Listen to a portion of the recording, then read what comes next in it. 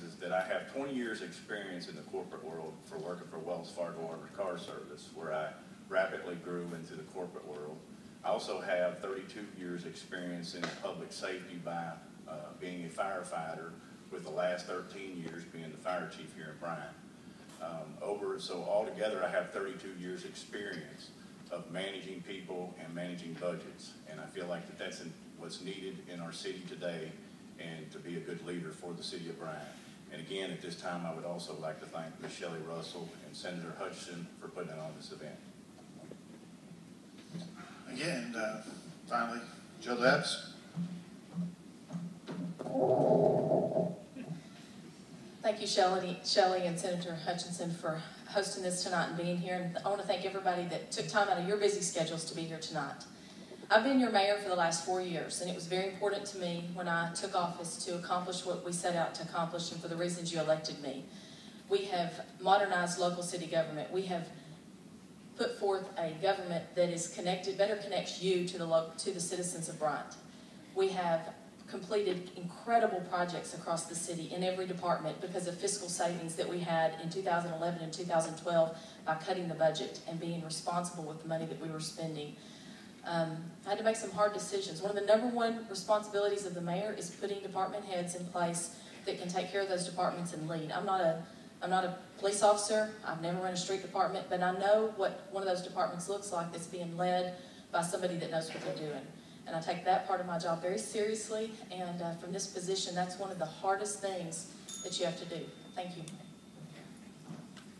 Thank you. And now we'll move to high school, and we'll begin with Jamie Watson-Reuter.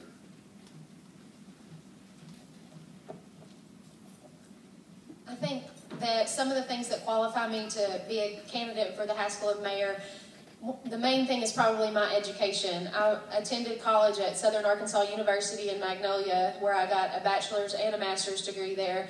And that's what first sparked my interest in city government. I worked for our mayor of the town there and assisted him with all of his duties during the day, worked in the water office, saw how all that stuff worked.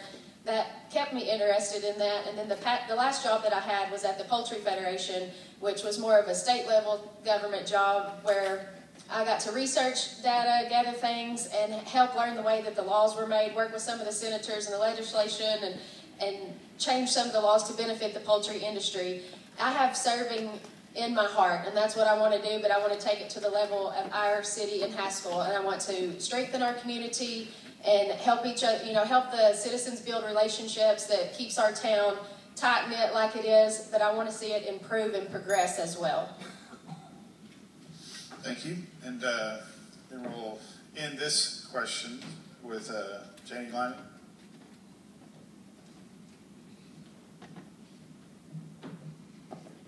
The qualifications that I have to be mayor of Haskell revolves around the fact that I am in my 7th year as the recorder treasurer for the city of Haskell. Prior to that, I was on the city council for 3 years, where it's important that you make important decisions concerning your city. As a recorder treasurer, I've been in on every asset, everything that goes on in that city. I lead the audit. We're audited by the state legislative audit and the water sewers audit. I've led those audits. I work with the mayor for budgets. I know the things that go on in the different departments. I'm aware of the needs that we have in the city of Haskell. I also recognize the potential that we have in the city of Haskell to become larger and greater. All right, thank you very much. And we'll move to the second question. And you want to go again first? All right, all right, you're a trooper. What are the top 3 concerns of the citizens in your city, and what is your plan to assure their concerns will be accomplished? I think the 3 big concerns that we have in our community are the growth for the future and making sure that we have the best roads possible and to handle that growth. I think that they want to make sure that we have a safe community, and I'm not putting these in a 1, 2, 3 order, but these are the top 3 things.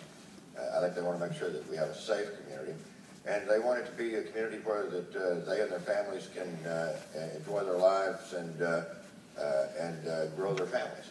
I think that's the three things that just about anybody wants in any community.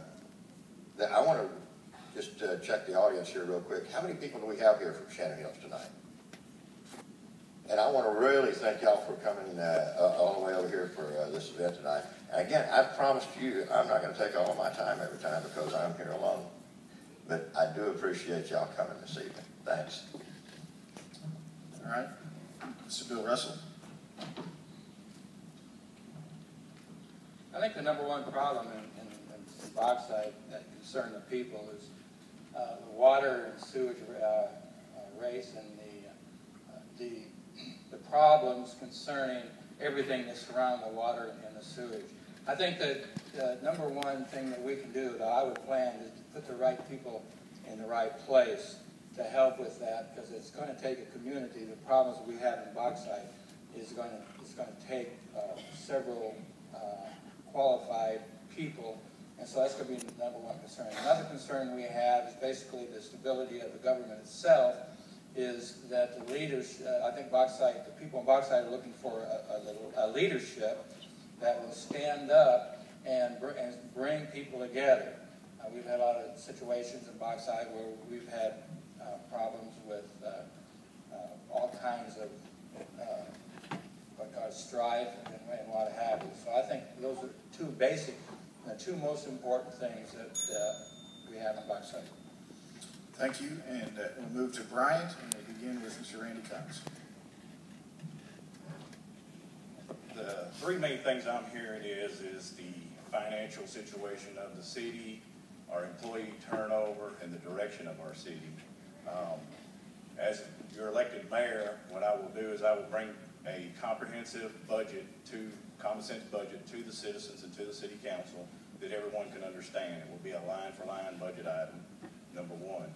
Number two, I will also put together a comprehensive business plan that not only that the council will adopt, that our citizens will be able to see, as well as our employees can buy into to stop the employee turnover that we're incurring in our city at this time. Thank you. All right, Mayor Dodds. Three of the most important issues that our city is faced with right now. We're one of the fastest growing cities in the state of Arkansas, so we're faced with making really good decisions for smart growth.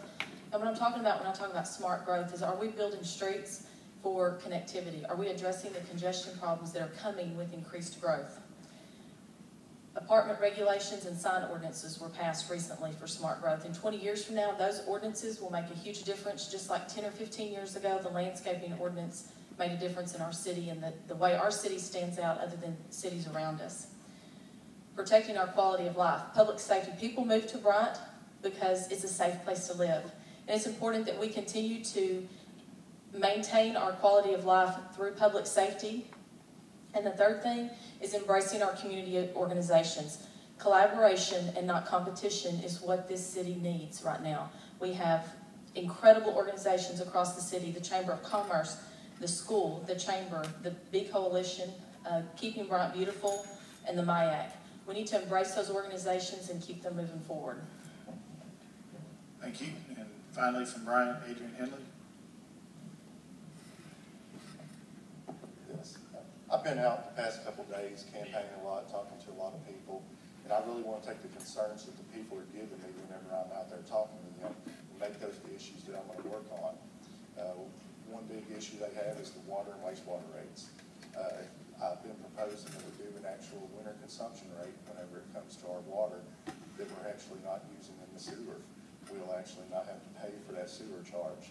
That'll help offset some of the problems with the wastewater and the water rates here in Central Arkansas. We're one of the highest in Arkansas when it comes to those rates. Another issue that I hear a lot about is the taxes. They don't want to see taxes going up again. Bryant also has some of the highest taxes. If elected, I believe that we're elected in there with a budget of those taxes, and we're not going to increase those taxes or propose to increase those taxes. We should be able to run this government with the money that they give us to do. The third issue I would say is the budgetary issues. The budgetary issues has been in a deficit the past 2 years. Sorry. Thank you. And we'll move to Haskell, and this time we'll begin with Janie Lyman.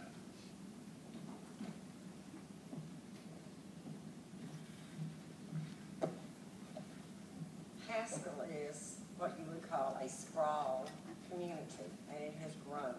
The roads that we have are not necessarily on the grid, but they are there and they're adequate roads. We have a great responsibility on our secondary streets, and if elected mayor, I wish to appoint a person to guide our direction on when subdivisions come in and we see the plan for those roads, that we have an engineer on behalf of the city that investigates to assure that those roads are going to be constructed where they are durable and they will hold and they will last for a long time.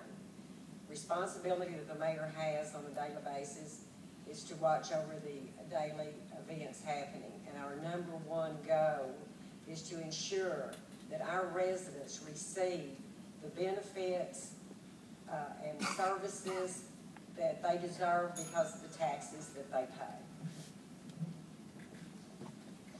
Thank you. And last from Bauxite, Jamie Watson-Bree. Haskell, I'm sorry.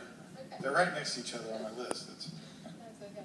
Three of our main, after I've been out and talked to people in the community, three of the main issues that I'm seeing that are coming up are our streets not being in the best operational needs that they can be. Our parks need some further development as far as playground equipment and things for the kids to play on there.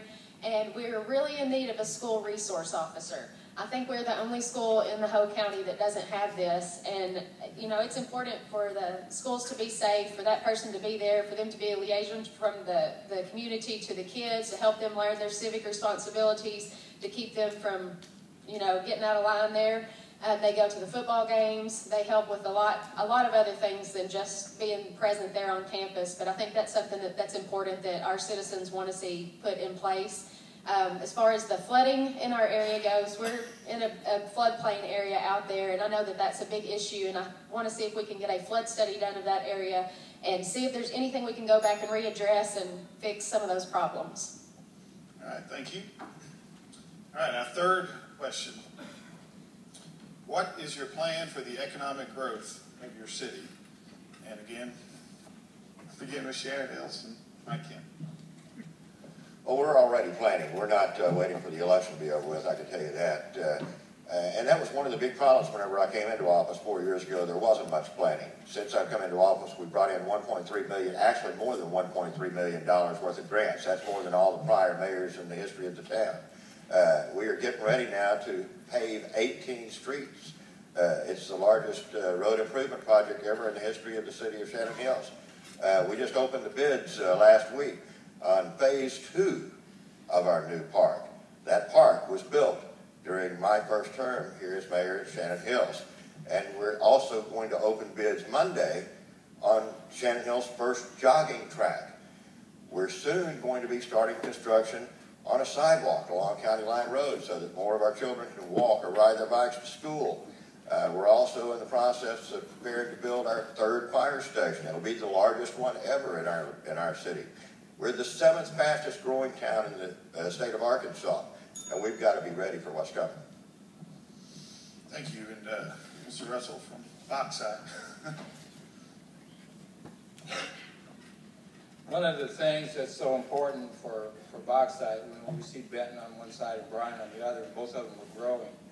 And one of the difficulties in Bauxite is that Alcoa owns a lot of that land. And so we're going to improve basically the knowledge of all the land that we got, who owns it, how we can acquire it, how can we bring people in. So one of the first things that I would do is to begin to search out businesses that might be willing to move to Bauxite. It'll help with our revenue situation in Bauxite. But growth is so very, very important.